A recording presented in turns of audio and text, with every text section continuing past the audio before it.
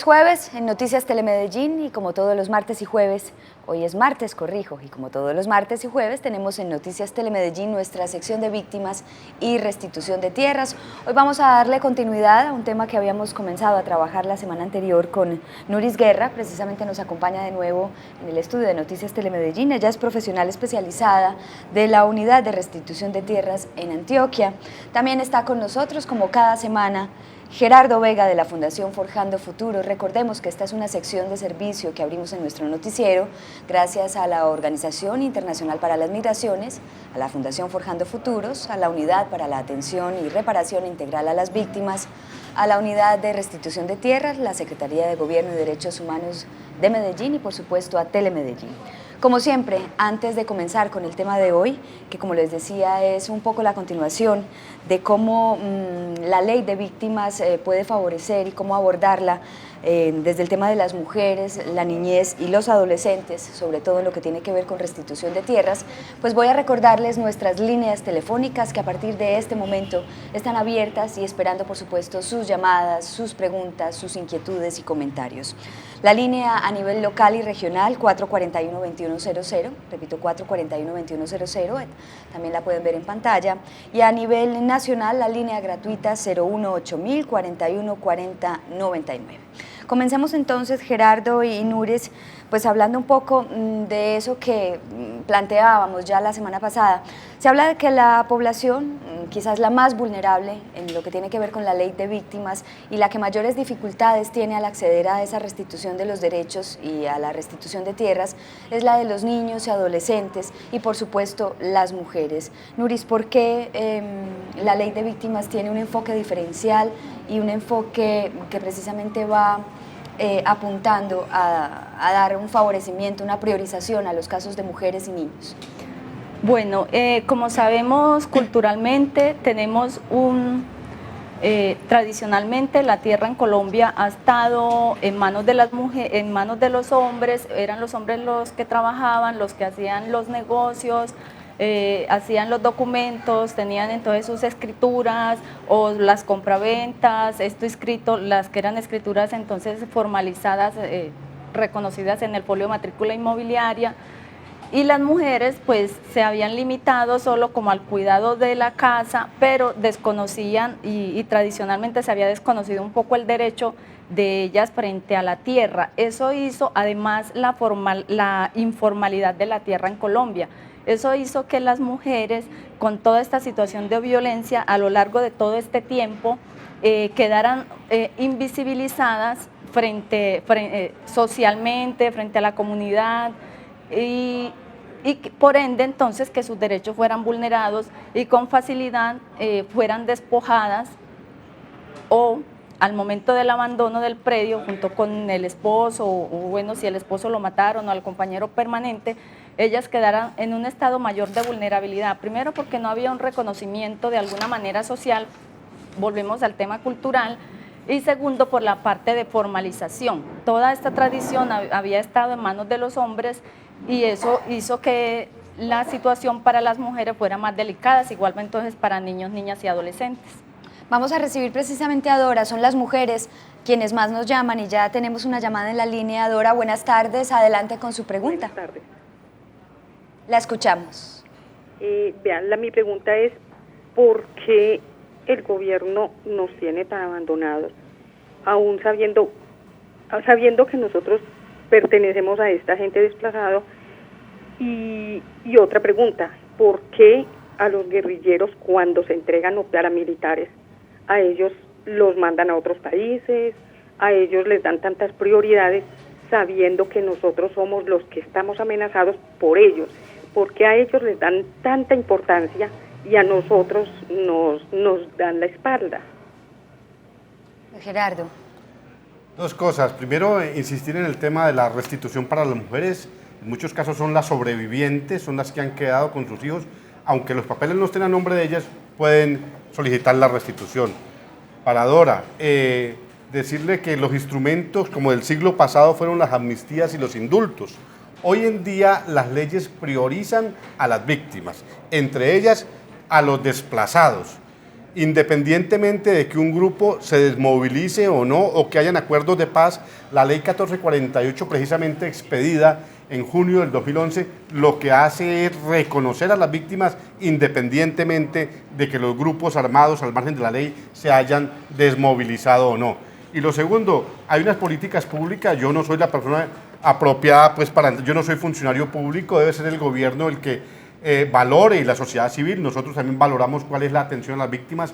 Creemos, como usted, que falta muchísimo aún por hacer por los desplazados y por las otras víctimas. Esperemos con buen propósito de que el gobierno avance en esos temas. Nuestra disposición como fundación a contribuir, a ayudar a que las víctimas sean atendidas y tengan un mejor tipo de servicios por parte del Estado. Gerardo, otro tipo de víctimas, las víctimas de las minas antipersonales.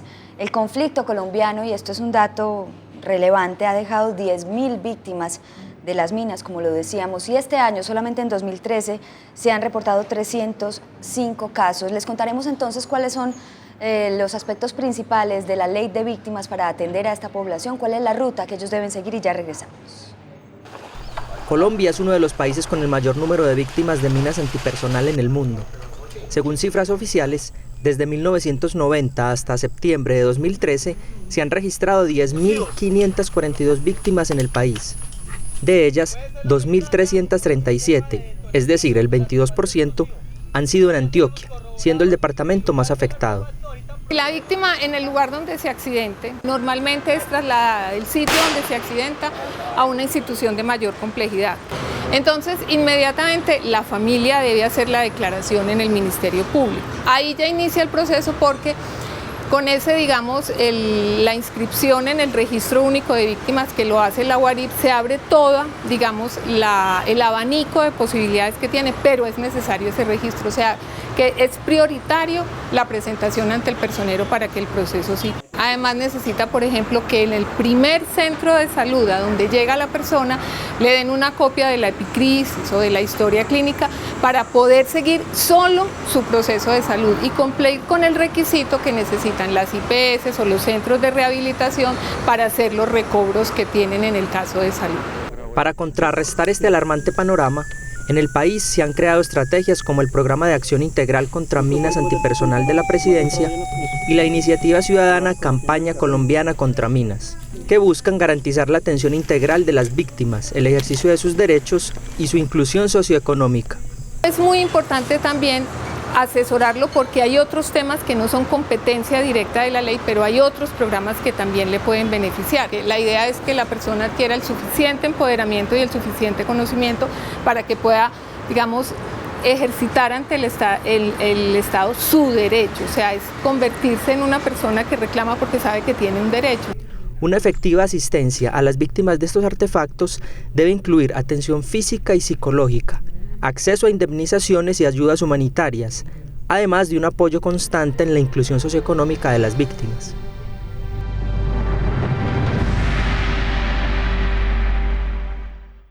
Ahí está pues, Gerardo Nuris, la ruta de atención para las víctimas de las minas antipersonales. Vamos a recibir a Luz Marina, que está con nosotros en la línea con una nueva pregunta. Luz Marina, buenas tardes, adelante, la escuchamos. Buenas tardes, los felicito por tratar de informar a la gente. La pregunta mía es la siguiente: yo soy veedora ciudadana. Hablamos de mujeres, niñez y adolescentes.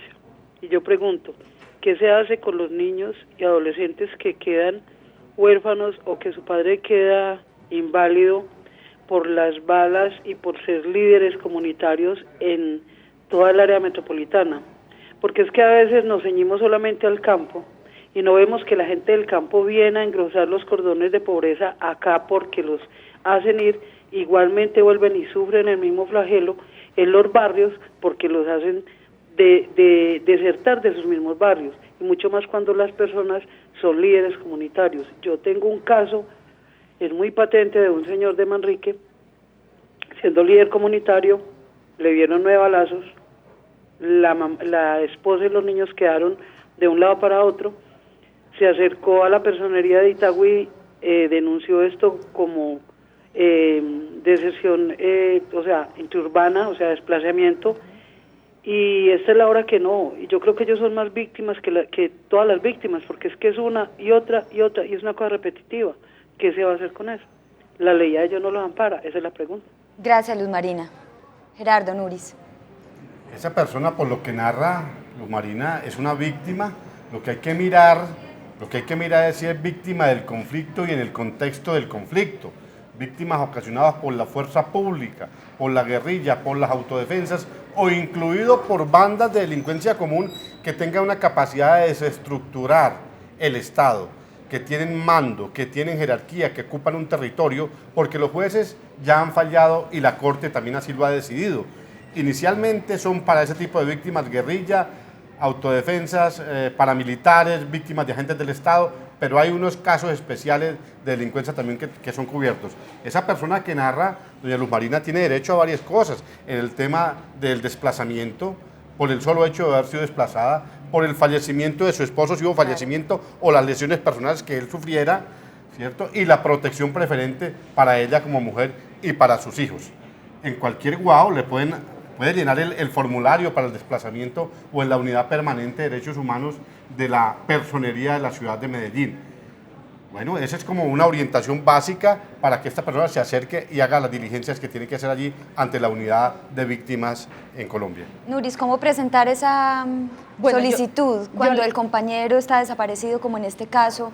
Y en el caso también, digamos que unamos también el caso de las mujeres con el de los niños. Ella hablaba de eso, de los niños y adolescentes huérfanos, muchas veces de padre y madre. Bueno, para todos los casos, la narración que ella hace, estas personas tienen derecho a una reparación integral, ¿cierto? Niños, niñas, adolescentes, jóvenes que hayan tenido, que los hechos hayan estado en el marco del conflicto armado. Cuando ella se acerca a hacer una declaración o estas personas afectadas a hacer una declaración de esta situación de afectación de derechos, sabemos que entonces hay una ruta, pues se dirigen a la personería, ahí hacen la declaración y que esto posteriormente entonces va a la unidad de víctima, hay una valoración y esa valoración si está en el marco, pues se da como positiva que sucedieron los hechos en el marco del conflicto armado, necesariamente tendrá el Estado que reparar de manera integral a este grupo familiar y si hay involucrados, yo le entendía ya que había un joven que está aparentemente pues como con unas afectaciones, creería que es un adolescente, igual este adolescente tendría el Estado tendría que reparar, hacer una reparación entonces integral de estas afectaciones y esta vulneración de derechos. Ese estatus especial que le da la ley de víctimas a los niños, niñas, jóvenes y adolescentes, ¿en qué consiste? ¿Cómo orientar, por ejemplo, a los televidentes en lo que tiene que ver con convertirse en el representante legal de uno de esos menores de edad?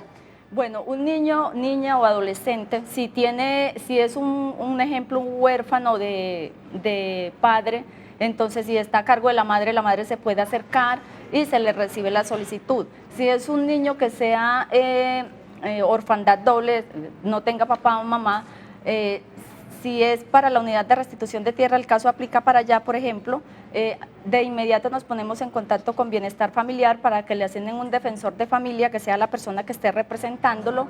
Sabemos entonces que esta persona que se acerca con esta situación de una vulneración de derechos en el caso de tierras, puede o no llevar ningún tipo de documento, si no los tiene, nos entrega una información básica de dónde está ubicado el predio y sabemos que entonces la unidad es responsabilidad de la unidad de restitución de tierras acopiar las pruebas que permitan visualizar ese derecho en esta persona.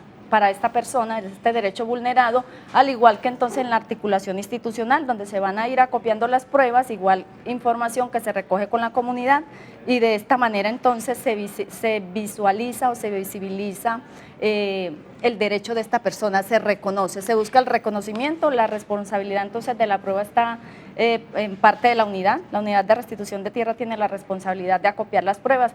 Todas las personas, mujeres, niños, niñas y adolescentes que tengan inquietudes frente a esta situación se pueden acercar. Tenemos toda la disposición para hacer toda la orientación y toda la seguridad, la certeza y que nosotros tenemos también la responsabilidad de acopiarle las pruebas en el proceso administrativo. Gerardo, y puede que haya muchas mujeres, no sé si a eso te vas a referir, que hayan convivido más de cierto tiempo con su pareja, que su pareja haya sido víctima del conflicto armado en Colombia, hay que demostrar alguna unión marital, alguna relación de hecho con el predio que está, digamos, en cuestión en términos de la restitución.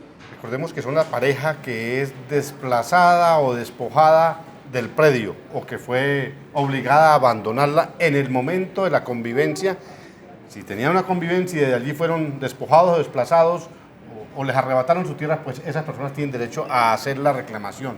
¿Cómo se hace? Se hace muy fácil, a través de testigos, a través de pagar los recibos de los servicios públicos, en fin, varias formas documentales o testimoniales. Lo puede hacer una persona para demostrar la unión marital.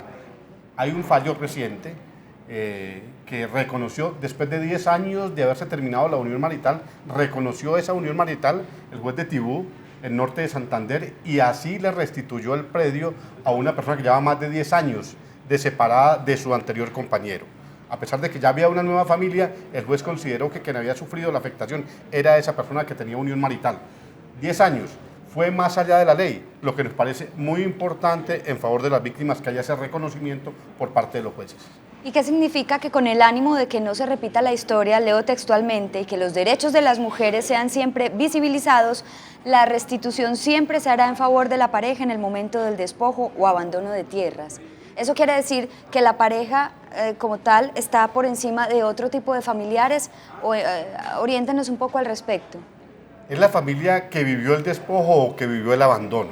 Así no convivan juntos ya, así no haya habido matrimonio, puede haber unión marital, puede haber matrimonio por lo civil o por lo católico. Lo importante es demostrar que los dos, en el momento en que se produjo este delito de despojo, de abandono, convivían. Vivían en el predio, estaban allí, explotaban el predio, que era de los dos, que era parte de la sociedad conyugal o de la parte de la sociedad de hecho que había, pero que entre los dos trabajaban y explotaban el predio. Pero está primero la pareja, que digamos el padre, la madre, otros hijos. Es el núcleo familiar básico. Esposo, esposa, cónyuge, cónyuge, allí presente, o compañeros permanentes, y los hijos.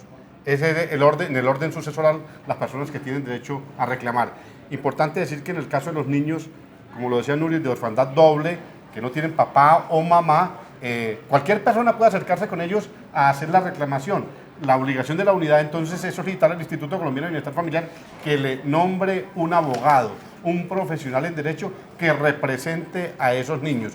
Pero cualquier persona, los vecinos, los amigos, si los niños están solos, pues acudir a la unidad de restitución de tierras y a la unidad de víctimas para que allí se les nombre el apoderado judicial. Nuris, ¿algún dato más para complementar? Ya mientras vamos mirando en pantalla pues las direcciones y los datos de la unidad de restitución de tierras, no solamente en Medellín, sino en todo el departamento. Las mujeres que se hayan separado de sus parejas y haya quedado un predio abandonado, despojado, y que ya ella no esté viviendo con la pareja, pero que en el momento de los hechos sí haya estado viviendo, tienen todo el derecho a reclamar. Las mujeres, esto es un caso que se presenta con mucha frecuencia, las esperamos para brindarles toda la orientación y asesoría. Pues Nuris, Gerardo, muchísimas gracias. Vamos a terminar de ver entonces en pantalla a dónde pueden dirigirse todos los televidentes, las víctimas que nos están viendo, que tienen preguntas específicas en todo el departamento. Ahí está en Caucasia, veíamos en otros municipios del departamento, en Apartado y en Medellín, a dónde pueden recurrir, a dónde pueden acceder a esa información, a hacer esas preguntas que necesiten. Nosotros también estaremos aquí el próximo jueves con nuevos invitados en esta sección de Noticias Telemedellín, que es una sección de servicio para las víctimas del conflicto armado en Colombia. Gracias por vernos. Recuerden que lo que pasa en Medellín se ve primero aquí en Noticias Telemedellín. Los esperamos en una nueva emisión a las 7:25. Feliz tarde.